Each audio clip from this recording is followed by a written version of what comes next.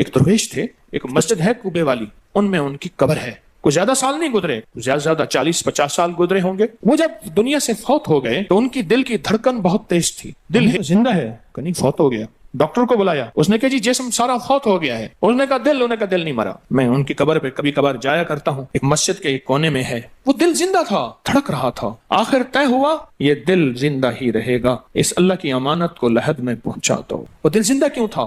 اس شخص کے, اس درویش کے کچھ معمولات ہیں, میں بتاتا ہوں. وہ کبھی وضو کا پانی ضائع نہیں کرتے تھے, وضو اہتمام سے کرتے تھے, تھوڑے پانی سے وضو کرتے تھے, مسواک استعمال کرتے تھے. وہ ہر وقت بندہ ذکر کرتا تھا, اور کبھی سورت ملک نہ پڑھی ہو اور سوئے ہوں, سورت ملک یاد کی, پھر یاد کی, پھر یاد کی سورت ملک, اور کبھی اور درود پاک کا اہتمام کرتے تھے. لیکن پڑھتے کیسے تھے؟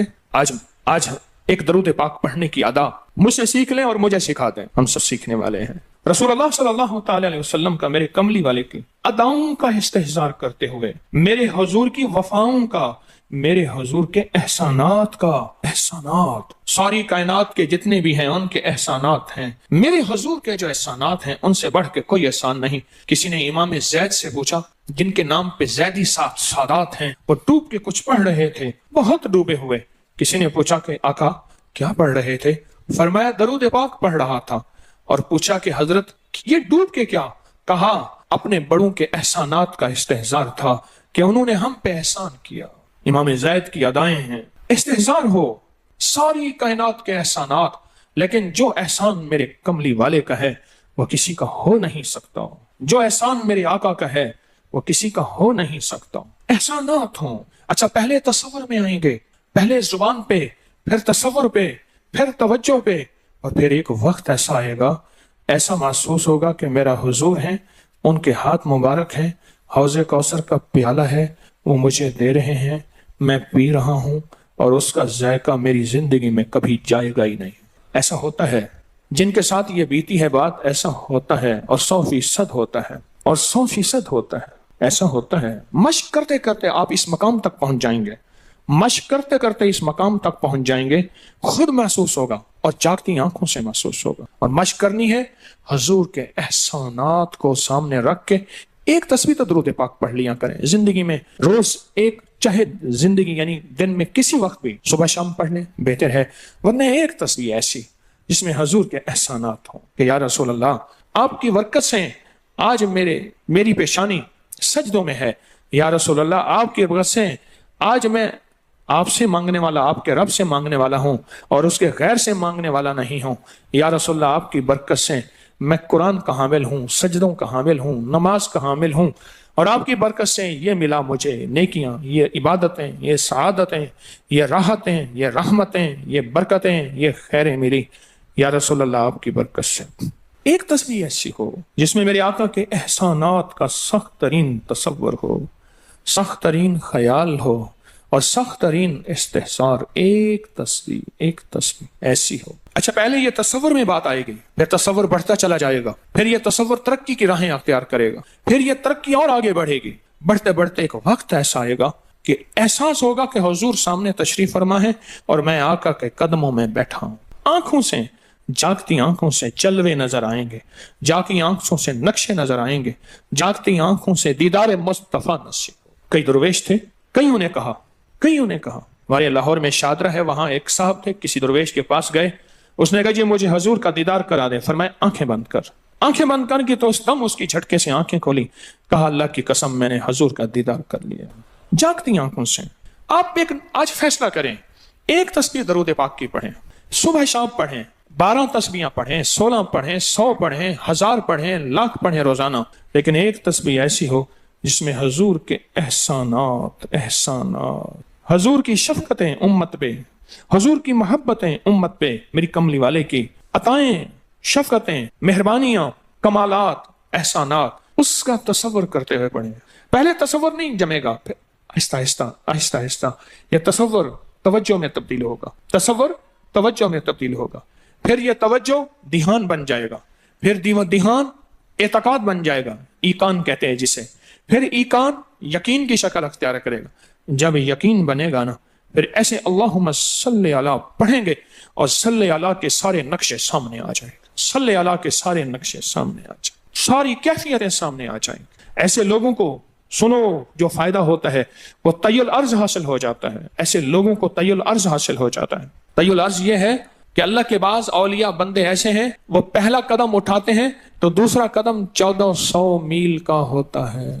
پہلا قدم کے بعد جب دوسرا قدم وہ 1400 میل کا. طی الارض کی آج میں نے آپ کو بنیاد بتا دی. وہ میرے آقا کی محبتیں اور میرے آقا کے احسانات اور میرے کملی والے کے احسانات کا تصور کر کے استحزار قلبی، استحزار لسانی، یہ پڑھ کے درود پاک پڑھیں. زبان سے درود پاک پڑھیں، قبول. بے دہانی سے پڑھیں، قبول. درود ہے ہی ایسی عبادت. بے توجہ سے پڑھیں، قبول. مصروف زندگی میں پڑھیں، قبول. وضو پڑھیں، قبول. بے وضو پڑھیں، قبول. پر ایک تسبیح کوئی ایسی بھی پڑھ کے دیکھ لیں جو میری آخرت کا سامان بن جائے اور دنیا میں مرنے سے پہلے اللہ میرے دل کی آنکھیں کھول دے. چہرے کی تو کھلی ہیں، اللہ دل کی کھول دے. ہاں، دل کی آنکھیں جس کی کھل جاتی ہیں وہ زندگی میں کامیاب، دنیا میں کامیاب، عزتوں کے تاج، شان و شوکت کے تاج. جس کی دل کی آنکھیں کھل جاتی ہیں وہ نامراد بھی ہے نا تو بامراد ہو جاتا ہے. اور جو بندہ حضور کے احسانات کے ساتھ ایک تسبیح درود پاک کی پڑھے گا وہ نامراد سے بامراد ہوگا. اور بامراد کیسے ہوگا ذرا غور سے سنیں. بامراد کیسے ہوگا ذرا غور سے سنیں. بامراد ایسے ہوگا کہ اللہ پاک اگر اس کی پیشانی پہ بدبختی، شقاوت، ذلت، لعنت لکھی ہے، اللہ درود پاک استحزار سے پڑھنے کی برکت سے اس کی پیشانی پہ رحمت، عطا اور شفقت، مہربانی، محبت اور کرم لکھ دیتا ہے. ایک تسبیح ایسی پڑھ لیں جسے ایک تسبیح پہ استحزار ہو، دل کی کیفیتیں، دل کی گہرائیاں ہوں، جسے ایک تسبیح پہ. اس ایک تسبیح کے بعد پھر آپ اپنے وجود کو دیکھیں. ایک فائدہ اور ہوگا جو جنہوں نے عمل کیا انہوں نے بتایا. ایک فائدہ اور ہوگا، وہ فائدہ یہ ہوگا کہ جسم ہواؤں میں تحلیل ہو جائے گا. یہ وجود ختم ہو جائے گا. یہ جو موجودہ وجود ہے، دیکھیں آپ جو خواب دیکھتے ہیں نا وہ بھی آپ کا وجود ہوتا ہے. وہ روح کی دنیا کا وجود ہوتا ہے. یہ تن اور من کی دنیا کا وجود ہے. اس وجود کو فنا ہے، روح کی دنیا کے وجود کو فنا نہیں ہے، بقا ہے. پھر آپ کو روح کی دنیا کا وجود ملے گا اور روح کی دنیا کا وجود پھر کائنات کی سیر کرے گا اور کائنات کے جلوے دیکھے گا، کائنات کے مظاہر اور منظر دیکھے گا. پھر آپ زبان پہ نہیں لا سکیں گے کہ لوگوں کے برتن چھوٹے ہیں. اور فرمایا پھر یہ شخص اپنے آپ کو چھپائے گا ایسے جیسے کوئی ناپاک کپڑے کو چھپاتا ہے. اپنے عیبوں کو جو چھپاتا ہے ایسے اپنی اس ولایت کو چھپائے گا. ایک تسبیح سے ابتدا ہوتی ہے، ایک تسبیح سے. میرے شیخ رحمت اللہ علیہ نے مجھے 1984 میں بیعت فرمایا اور اس ایک تسبیح کے پڑھنے کی ترتیب فرمائی. اللہ کرے مجھے بھی مل جائے. مشق کریں، محنت کریں، ایک تسبیح ایسی مل جائے درود پاک کی جو میرے وجود کے اندر کے سارے نظام کو دھو دے، میرے من کو، میرے تن کو دھو دے، میرے جذبوں کو دھو دے، میری آنکھوں کو، میرے کانوں کو دھو دے، میرے ہاتھ پاؤں کو دھو دے، میری ناپاک تنہائیوں کو دھو دے. اور ایسا دھو دے کہ جب اللہ کے حضور حاضر ہوں جیسے میرا کفن سفید ہو ایسے میرا دل بھی سفید ہو، سیاہ نہ ہو. یہ ایک تسبیح میری زندگی میں، ایک تسبیح ایسی ہو. میرے حضور کا احسان کر، آپ کے احسانات. اللہم صلی علی محمد و آل محمد، اللہم صلی علی محمد کما تحب و ترضی لہ، اللہم صلی علی محمد بعدد کل دائن و دوائن وبارک وسلم. کوئی بھی درود، مسنون درود ہے، اسے پڑھیں. ایک تسبیح پڑھیں، پر پڑھیں ایسے. اور میں یہ نہیں کہتا کہ صرف ایک ہی پڑھیں، یہ میں ابتدا بتا رہا ہوں، یہ ابتدا بتا رہا ہوں. اگر اس ابتدا میں ایک تسبیح ایسی پڑھنی شروع کر دیں، زندگی کمال، حیرت انگیز کمال. ٹینشن کا علاج آخری درجے کا، ذہنی دباؤ تناؤ کا علاج، ہائی بلڈ پریشر کا علاج، لا علاج بیماریوں کا علاج، الجھی ہوئی زندگی کا علاج، ناممکن مسائل کا علاج اور پریشانیوں کا علاج، دکھوں کا علاج، مسئلوں اور مشکلوں کا علاج. ایک تسبیح دھیان سے پڑھی ہوئی. پھر ایک تسبیح کریں گے کیا؟ یہ فرشتوں کو ہدیہ کریں کہ میرے آقا کی بارگاہ میں پہنچائیں.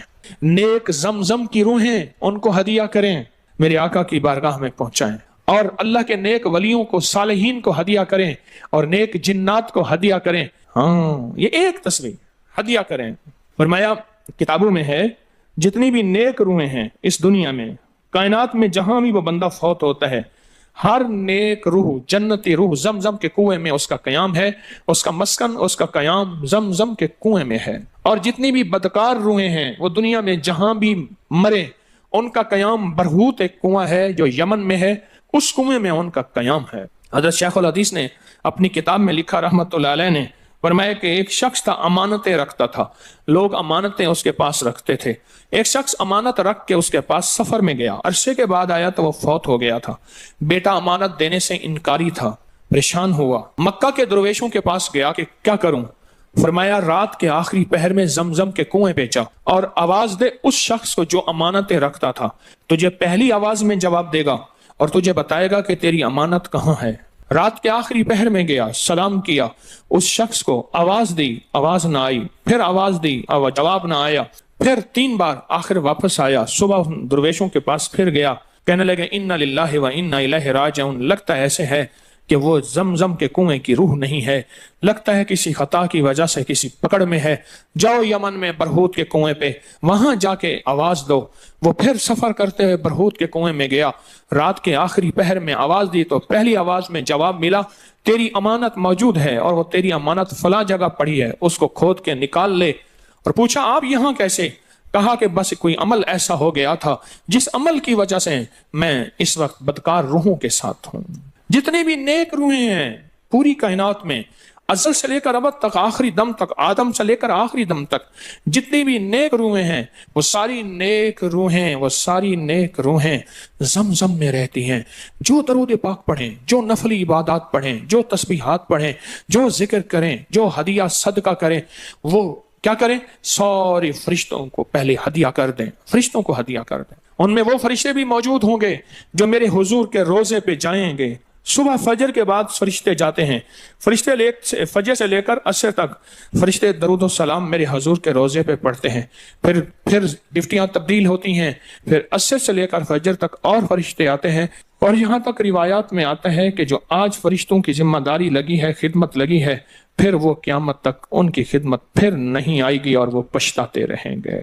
इतने फरिश्ते अल्लाह ने बनाए हैं। जो भी दरूद पाक पढ़ें और उसके अलावा इबादत जितनी भी करें, वो सारी इबादत फरिश्तों को हदिया करें, वो सारी इबादत नेक रूहों को हदिया करें जो जमजम के कुएं में रहती हैं, और सारी इबादत फरिश्तों को, रूहों को और जिन्नात को हदिया करें। और उनसे कहें कि अल्लाह से दुआ करें, अल्लाह मेरे ये काम बना दे। फिर काम बनते देखें, फिर मसाइल हल होते देखें, फिर नाकामियां खत्म होते देखें, फिर हालात को इंशाअल्लाह संवरता देखें, संवरता देखें, संवरता देखें। बहुत मैंने ताकतवर वजीफा, बहुत ताकतवर अमल और बहुत ताकतवर एक कुंजी और एक राज दे दिया। बहुत अजब अमल है, बहुत ताकतवर और बहुत हैरत अंगेज अमल है, जो मेरा नहीं सदियों से आजमूदा है, सदियों से आजमूदा है। अल्लाह के दोस्त इसको करते चले आए हैं और अल्लाह के दोस्तों का आजमूदा अमल है बहुत ज्यादा, बहुत ज्यादा। पर एक तस्बीह ऐसी हो जो तवज्जो से, जो एहसानात का तसव्वुर करके, जो मेरे कमली वाले के एहसानात का तसव्वुर करके, तसव्वुर करके, तसव्वुर करके, एहसानात का तसव्वुर कर, एक तस्बीह ऐसी हो डूब के, या अल्लाह दुनिया में ऐसी जगह कोई कहीं होती, या अल्लाह दुनिया में ऐसी जगह कोई कहीं होती, अकेले बैठे रहते याद तेरी दिल नशी होती। कोई ऐसी जगह ढूंढ ले, नहीं मिलती, कोई जरूरी नहीं अपने दिल को तन्हाइयों में ले है। वो कैसे?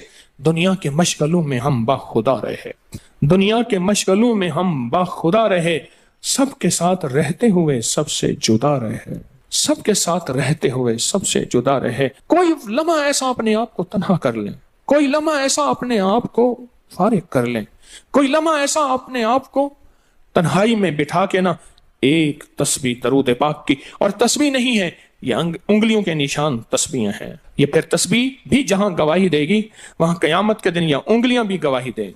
फिर ये तस्बीह हदिया करें, रिश्ते टूट पड़ते हैं इस दरूद पाक के हदिये पे। क्यों? उनकी गिज़ा ही नूर है और दरूद नूर है, उनकी गिज़ा ही नूर है और दरूद नूर है, उनकी गिज़ा ही यही बरकत है और दरूद बरकत है, उनकी गिज़ा ही खुशबू है और दरूद खुशबू है, उनकी गिज़ा भी यही है। एक तस्बीह ऐसी हो जिसपे आप दीवाने हो जाए। यहाँ तक के बाज मुशाहिदात में यहाँ तक कहते हैं, देखने वाले अहले नजर कहते हैं कि एक तस्बीह जो ध्यान वाली पढ़ी और फरिश्तों को मुसलसल हदिया किया, रूहों को हदिया किया और जिन्नात को हदिया किया, तो कुछ ही अरसे में फरिश्ते जागती आंखों से नजर आना शुरू हो जाते हैं और रूहें ख्वाब में आके शुक्रिया अदा करती हैं, और जिन्नात जागती आंखों से, जिन्नात देखें अल्लाह ने जिन्नात को ओझल कर दिया, پردے دے دیے، روحوں کے سامنے پردے دے دیے، فرشتوں کے سامنے پردے دے دیے۔ فرشتے ہیں، میری آنکھ نہیں دیکھ سکتی، ارواح کا نظام، روحوں کا نظام ہے، میری آنکھ نہیں دیکھ سکتی، جنات کا نظام ہے، میری آنکھ نہیں دیکھ سکتی۔ اللہ پاک پھر پردے ہٹا دیتے ہیں، رخ سے پردے ہٹے، رخ سے پردے ہٹے، طور جلنے لگا، میرے ساقی کا مجھ پہ کرم ہو گیا، میرے ساقی کا مجھ پہ کرم ہو گیا۔ یہ ایک تصویر آج کا سبق ہے، کملی والے کی محبتوں کا سبق ہے ایک تصویر۔ درود پاک وہ عبادت ہے جس عبادت کے کرنے والا کبھی محروم نہیں رہتا، اس عبادت کو پڑھنے والا کبھی محروم نہیں رہتا۔ درود پاک وہ عبادت ہے۔ جو بندہ یہ درود پاک پڑھے گا، اللہ پاک جل شانہ اس کا خاتمہ ایمان پہ ایسے کرے گا، 70 فرشتے آئیں گے، شیطان بلیات اس سے ہٹائیں گے، کلمہ نصیب کریں گے، روح پروں میں لے کے جائیں گے، اور سب لباس سب کپڑوں میں اعلیٰ علیین میں جا کے اس کی روح کو رکھیں گے۔ اور قیامت کے دن وہ بندہ ایسے کھڑا ہوگا جیسے نبی کھڑے ہوتے ہیں، اور ایسے چلے گا جیسے انبیاء۔ لوگ پوچھیں گے کون ہے؟ کہا نہ نبی ہے نہ رسول ہے، کملی والے کا ایک امتی ہے جس نے یہ درود پڑھا تھا۔ اگلی بات عجیب سنیں، یہ درود پاک جو میں ابھی بیان کر رہا ہوں پڑھتا ہے، فرمایا اللہ جل شانہ اس کے منہ میں وہ نور بھرتے ہیں کہ کیا بنی اسرائیل سے لے کر قیامت تک کے ہر امتی کو بھی نور تقسیم کرے، اس کا نور ختم نہیں۔ اللہ منہ میں نور بھر دیتے ہیں، اللہ دل میں نور بھر دیتے ہیں۔ اور ایک فائدہ اور بتاتا ہوں، اور فائدے ہیں۔ فرمایا جو درود پاک پڑھتا ہے، اللہ پاک اس کی نسلوں میں اور اس میں وسعت تونگری کے وہ دروازے کھولتے ہیں جو کبھی بند نہیں ہوتے، کبھی بند نہیں ہوتے۔ یہ میرے بائیں ہاتھ پہ، میرے لیفٹ سائڈ پہ چوک ہے، اور یہاں 2 پلازے ہیں۔ ان پلازوں کا مالک ایک وقت ایسا تھا، یہاں گلبرگ لاہور میں ایک جگہ ہے، وہاں ایک بندے کے پاس جاتا تھا، اس کو 100-200 چک کر کے مٹھی میں دے دیتا تھا۔ وہ مالک تھا، ایک وقت آیا قسمہ پرسی میں، اور اسی میں موت آ گئی، اسی میں موت آ گئی، اسی میں موت آ گئی۔ جو یہ درود پڑھے گا، اللہ اس کی نسلوں میں، اور اسے کیا نہیں، اللہ تونگری کے دروازے بند نہیں کرے گا۔ آج تو پتا ہے میں مالدار ہوں، کل خبر نہیں کہ میری نسلوں سے چھن جائیں اور میری نسلیں فقر فاقے اور غربت میں چلی جائیں۔ آج یہ درود آپ کو عطا بھی کر رہا ہوں، یہ پہلی دفعہ عطا کر رہا ہوں، پہلی دفعہ۔ اس کو ہدیہ بھی دے رہا ہوں کہ میرے حضرت سے، ڈاکیے کی حیثیت سے، کسی بزرگ کی حیثیت سے نہیں، میں ڈاکیہ ہوں، نہ ولایت کا دعویٰ ہے، ایک چیز ہے کیا کہ آخری وقت میں اگر کلمہ نصیب ہو گیا تو پھر میں بہترین ہوں۔ تو یہ درود پاک عجب ہے، پہلی دفعہ ہدیہ کر رہا ہوں، بڑوں نے دیا ہے ڈاکیے کی حیثیت سے، ڈاکیے کی حیثیت سے۔ اور اس درود کو زندگی میں ایک دفعہ پڑھ لیں، روز ایک دفعہ پڑھ لیں، اللہ کبھی تونگری کے دروازے بند نہیں کرے گا، انشاءاللہ انشاءاللہ انشاءاللہ۔ یہ درود اتنا طاقتور ہے، تونگری، مال، دولت، رزق، عزت، صحت، وقار، شان و شوکت، اللہ تونگری کے دروازے یعنی اس چھوٹے سے وعدے کی گہرائیوں میں جائیں۔ آپ نہیں جا رہے، توجہ نہیں کر رہے، اللہ کبھی تونگری کے دروازے بند نہیں کرے گا۔ وہ تونگری سے مراد روز رزق ہے، وہ صحت ہے، وہ عزت ہے، وہ وقار ہے، وہ معاشرے میں شان و شوکت ہے، وہ زندگی کا کوئی نظام ہے، اللہ کبھی تونگری کے دروازے بند نہیں کرے گا۔ یہ ایک درود ہے، اور فضائل درود میں شیخ الحدیث نے اس کو لکھا ہے، یہ ایک درود ہے، وہ اس کے عجیب کمالات ہیں۔ اکثر میں نے آپ کو دیکھا نا، درس میں شروع کرنے سے پہلے میں یہ پڑھتا ہوں، اور میری زندگی میں ایک واقعہ ایسا ہے کہ میں نے اس درود کے فوائد بیان کیے، زندگی میں صرف غالباً ایک بار اس درود پاک کے فضائل، برکات اور کمال بیان کیے ہیں، شاید ایک دفعہ۔ عجب درود ہے، اللہم لک الحمد کما انت اہلہ، اے مولا میں تیری حمد کرتا ہوں جتنا تو اس کا اہل ہے۔ اللہ کی اہلیت کتنی ہوگی، اللہ کی عظمت کتنی ہوگی، اللہ کا وقار، اللہ کی شان و شوکت، اللہ کا غلبہ کتنا ہوگا، کوئی گمان کر سکتے ہیں؟ فصلی علی محمد کما انت اہلہ، اور سلام بھیجتا ہوں، درود و سلام بھیجتا ہوں محمد پہ، جتنا وہ اہل ہیں، جتنا ان کی عظمت ہے، جتنا ان کا وقار ہے، جتنا ان کی شان شوکت ہے۔ وَفَلْ بِنَا مَا أَنْتَ أَهْلُهُ، پھر تکرار کر رہے ہیں، إِنَّكَ أَنْتَ أَهْلُ التَّقْوَى وَأَهْلُ الْمَغْفِرَةِ، آپ سے بڑا تقوی والا کون ہے، آپ سے بڑا مغفرت والا کون ہے۔ یہ درود پاک جب بندہ پڑھتا ہے، میں نے اس کے فضائل بتائے تھے، اس کے کمالات بتائے تھے، آج میں اس کے صرف 2-3 فضیلتیں بتاتا ہوں، پھر ہم اس کو مل بیٹھ کے پڑھتے ہیں۔ اور میں جب یہ بندہ درود پاک پڑھتا ہے، جب اس کی موت کا آخری وقت ہو، موت کی آخری ہچکی کو ذرا غور سے سن، موت کی آخری ہچکی کو ذرا غور سے سن، زندگی بھر کا خلاصہ اسی آواز میں ہے، زندگی بھر کا خلاصہ اسی آواز میں ہے۔ جو بندہ فرمایا یہ درود پاک پڑھتا ہے، یہ درود پاک، موت کے وقت اللہ جل شانہ 70 فرشتے ایسے بھیجتے ہیں جو اس سے آفات بلیات شیطان کو دور کرتے ہیں، جنت سامنے کرتے ہیں، رحمت سامنے کرتے ہیں، اس کی روح پھڑکتی ہے اور اس کی روح کو کلمہ نصیب کرتے ہیں، دیدار مصطفیٰ کراتے ہیں، اور فرشتے اپنے پروں میں لے کے اللہ کے حضور جاتے ہیں اور اعلیٰ علیین میں اس کی روح کو رکھ دیتے ہیں۔ ایک فائدہ چاہتے ہو خاتمہ ایمان پہ، اللہ میرا کر دے، اللہ آپ کا کر دے، ساری زندگی کا کھٹیا وٹیا، ساری زندگی کا نچوڑ۔ اس دن ایک جگہ گیا، بہت بوڑھا آدمی، بہت بوڑھا آدمی، مجھے کہنے لگا ابا جی کو سمجھائیں۔ ابا جی سے نماز گئی، ابے سے تسبیح گئی، سارا دن اس کے ساتھ غیر محرم کے ساتھ، سارا دن موبائل پہ ابا لگا ہوا ہے۔ ابے کو آپ ہی سمجھاتے، ابے کی جو پینشن آتی ہے 50,000 سے زیادہ، وہ بھی وہاں لگی ہوئی ہے اور سب کچھ ختم ہو گیا۔ ابا بالکل نہ ملک ملک اتے مال دے، نہ زال دے، نہ بال دے، ہر دم خدائی خیال دے، پتہ نہیں کہاں کہاں ابا گھوما ہوا ہے۔ اور کچھ ہی دنوں کے بعد اسی حالت میں ابے کی موت ہو گئی۔ اللہم لک الحمد کما انت اہلہ فصل علی محمد کما انت اہلہ وافعل بنا ما انت اہلہ فانک انت اہل التقوی واہل المغفرہ۔ وعدے انشاءاللہ پورے ہیں، کیوں؟ وعدے کرنے والا سچا، وعدے سچے، وعدے کرنے والا سچا، وعدے سچے، اور انشاءاللہ اگر ہم سچے نہیں تو کلام سچا۔ ایک وقت آئے گا یہ سچا کلام پھر سچا بنا دیتا ہے۔ کہا سن لینا، پہلے ریا آتی ہے، پھر اخلاص آتا ہے، پہلے عادت آتی ہے، پھر عبادت آتی ہے۔ عادت تو بنا لے،